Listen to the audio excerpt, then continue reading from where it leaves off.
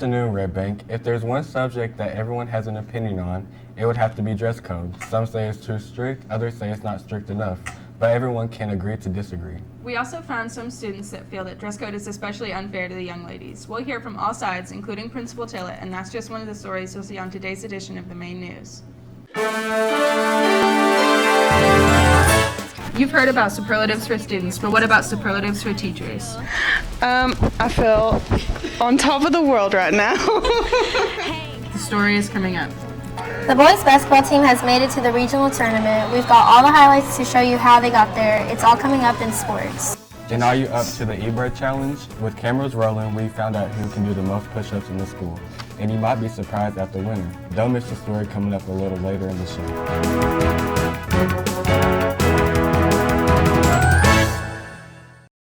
Two wrestlers from RBHS have qualified for the state tournament. Details are coming up in sports. And after a rainy, soggy week, we'll be drying out. Your complete weather forecast is coming up a little later in the show.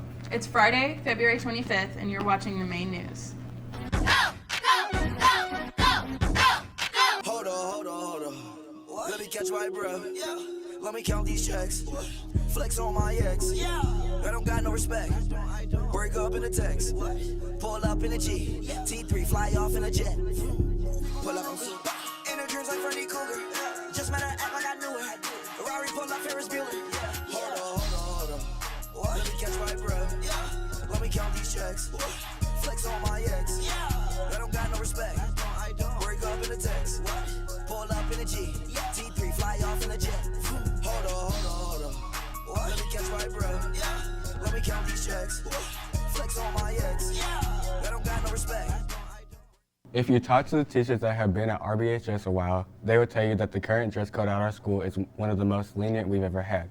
But it's still a sore subject for a large portion of our student body, and some students we talked to feel that the dress code is harder on the girls than the guys. Our reporters hit the hallway so you could have your say.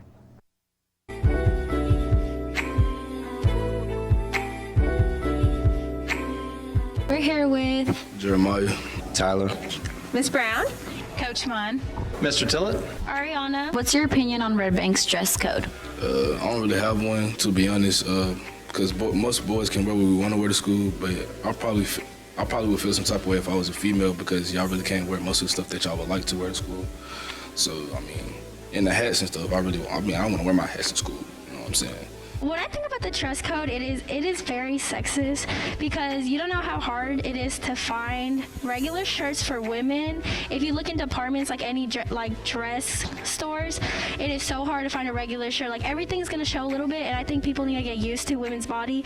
Like, we're not just an item, so they need to respect us and respect what we wear, because not everything is about like showing off our body. It's literally wearing normal clothes for girls. I think we should be able to wear hats and like bandanas and shorts and all that stuff.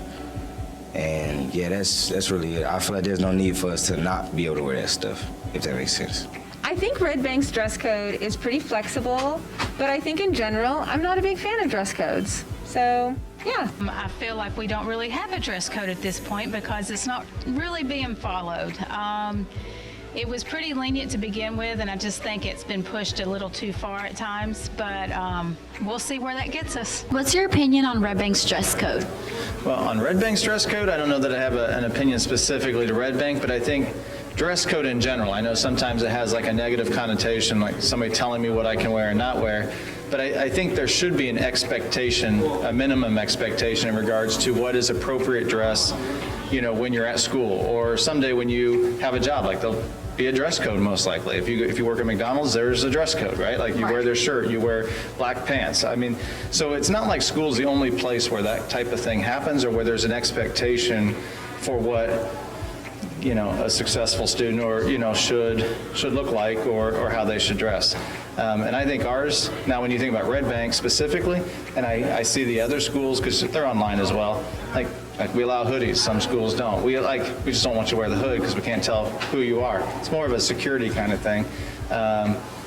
We don't want people walking around naked, right? Like there has to be some expectation. So that's where dress code comes in.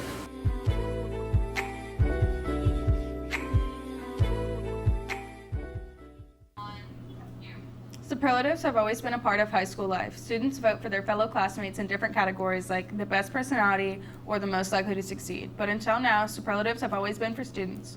But not anymore. Our creative staff sent out a ballot to vote for faculty superlatives, and as you're about to find out in part one of a two-part series, these superlatives are a little bit different. Here's Kaylee Roach and Ariana Vega.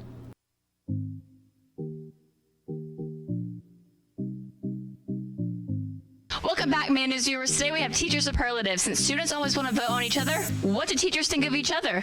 First up, we have who's most likely to bring their pet to school. Let's head on over to Ariana Vega. Hey, go ahead, follow me. All right, so Ms. Carpenter, you won most likely to bring your pet to school. How do you feel? I feel on top of the world right now. Hank, how do you feel? Hank told myself. Thank you. All right, follow me. Hello, Miss Lane. You won most likely to bring their pet to school. How do you feel? Oh, I'm just really, really happy. Happy to have this award, yes. How do you feel, Poppy? Poppy, you got time for him? And that's what... Oh, saw that coming. Anyways, question number 2. Who's most likely to survive the apocalypse? Hello. So, Miss Keith, you won most likely to survive an apocalypse. How do you feel? I'm excited. I have my gear. I told the kids, if you can't run with it, you don't need it. We've got our Geiger counter for when the radiation happens. I've got my lance. I've got my first aid kit. And then all the important things are in here. So if you can't run with it, you don't need it, guys, for the zombie apocalypse. Exactly. If you can't run with it, don't bring it, guys. Icky, icky, icky. Who's most likely to win a rap battle? All right, I'm here with Miss Huck, and she won most likely to win a rap battle. I can't think of anything except for We Don't Talk About Bruno, but we don't talk about Bruno, no. We don't. Yeah. Oh. Hi, guys. Okay, let's find out what the teacher's most likely to chat it up at a staff meeting. Follow me. Here and see your slideshow and Starbucks. Miss Gatewood. And we also talked about the school next year. Miss Gatewood. And yes. You won most likely to talk during a staff meeting. How do you feel? I feel great about that. I think it could have gone to a number of people, but someone had to win. Anybody got a piece of candy? No? Okay.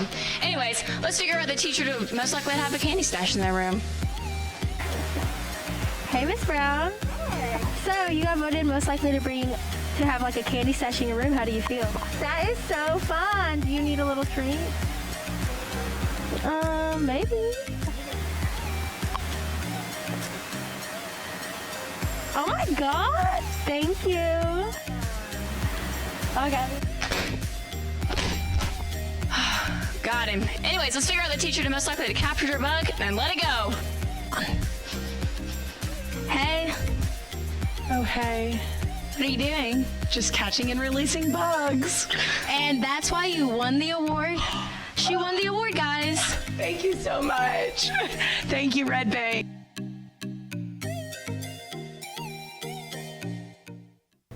Well, the boys basketball team is heading to the regionals. After a solid effort in the district tournament, we got your highlights.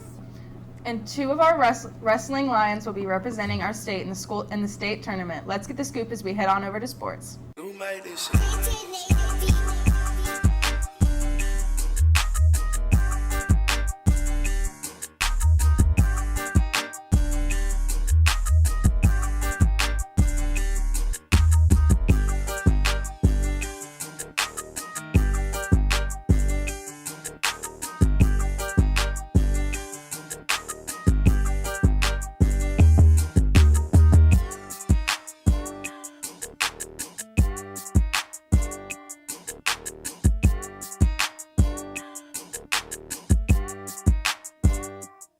The boys basketball team won the regular season title and had the #1 seed heading into the district tournament. They got a first-round bye waiting to find out who their opponent would be, and it was the Central Purple Pounders that would come calling.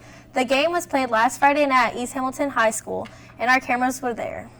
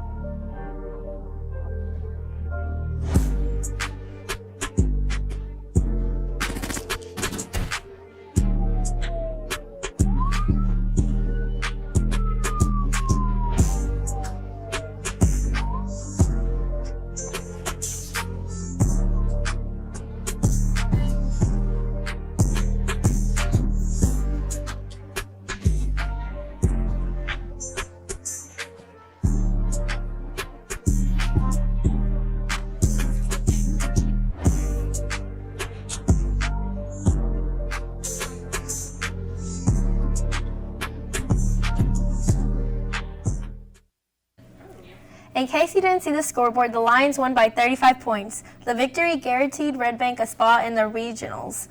But first, the guys would go for a district title versus East Hamilton on their home floor this past Tuesday. Roll those highlights. Yeah, my connection, that's at my wrist back to leave. Get my drip back, we Ferrari with that. Like to look back, told this exchange, getting that back. I call Bay, yo, where that stick at? Tell them boys come get it back. If they act up, we gon' fix that. My new ain't with that chit chat. You know you ain't getting your back. When I do it, I did that with your good, I ain't taking my wish back. This cost half a ticket, plus tax. Big go Draco for a mishap. It's a Barbie on my wrist hat. I ain't at the bus stop, but my bus back. VVS is but bustin', so fat is but bustin', back so full is but bustin', driving foreigns but bustin'. You ain't no question, bad look. Bustin'. Don't like good boys. I like hustlers. I'm talking like I got a few questions. I'm that guy, don't miss your blessing. Life's too short to be around here stressed out. So fam, she walk, dress, lift up. Nobody move but us to stick up. That 790 sound like you got hiccups. No matter what, when I call, I pick up. tell me all the business, ain't spilling my teacup. Go to sleep in Paris, waking up with me, no. I'm a little busy, go shopping till I'm finished. Send me with the AMX, I don't need a limit. Every bit of 700, this is not a rental. Yellow Lamborghini coupe, this is not a lemon. VVS is but bustin', so fat is but bustin', back so full is but bustin', driving foreigns but bustin'. I'm tryna ball, I just caught me some hoops. It was a great game. The Lions fell behind in the first half, but came roaring back in the second half to make it a game. The Hurricanes would win the district championship 60-56 as runner-up. Red Bank gets to host a regional game tomorrow night right here in the Lions Den. The Lions will host Sequoia High School with tip-off set for 7 p.m. Let's pack the gym on a Saturday night as the Lions try to advance to the next round. Let's go, Big Blue.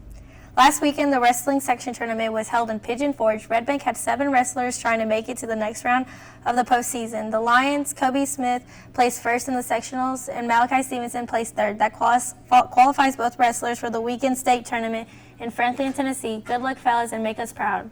That wraps it up for sports. Back to you. City Birdsong loves a good challenge, so Ebert and his camera crew set one up. They cruised the campus looking for volunteers to see who could do the most push-ups in the school, and you just might be surprised by who won it. This is Ebert's challenge. Welcome to Challenges with Ebert. I'm Ebert, your host, and let's get to it. I'm with Isaiah. All right, man, let me see your push-ups, bro. All right.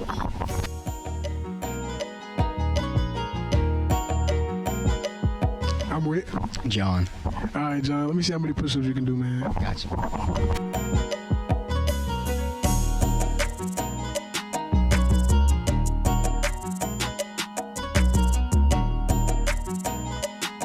I'm with Nathan. All right, man, let me see your push-ups, man. When?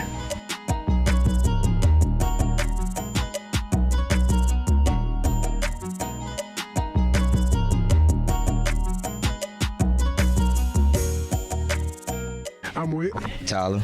All right, man, let me see them push-ups, brother.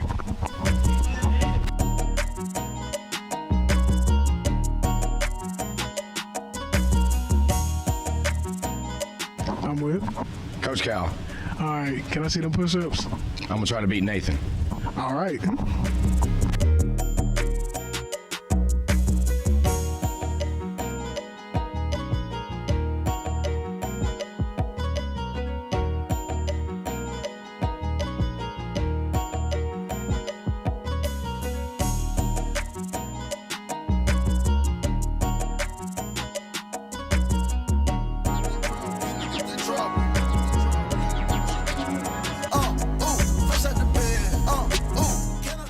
Well, if you think you can beat Coach Cal, he's taking all comers.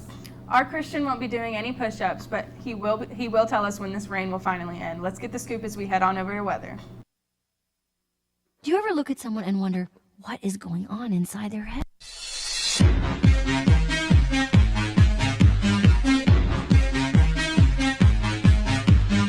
I don't know if I could ever go without watermelon sugar high, watermelon sugar high, watermelon sugar high, watermelon sugar high, watermelon sugar. Strawberries on a summer evening, baby, you're the end of June. It has been a wet 7 days. Rain has been in the forecast every day this week. The unofficial rain gauge here at school says we got more than 4.5 inches of rain this week. Most of the rain happened earlier this morning, and temperatures remain mild. Today's highs expect to reach 56 degrees, this after a morning low of 38 degrees. The mild temperatures will continue into the weekend, and so will the chance for rain. We've got to 30 to 40% chance of wet stuff on Saturday and Sunday. As we look into the long-range forecast, things will improve beginning on Monday. The sun will return, and the temperatures will slowly rise over the week, ending in the mid-60s. Here's the best news: the chances are very slim, and I just heard a sigh of relief from the spring coaches. Back to you. Well, that's going to wrap up our show. Good luck to the boys basketball team tomorrow night. They play at Sequoia here in the Lion. And good luck to our wrestlers Kobe and Malachi at state this weekend. Make us proud. Let's go, Big Blue.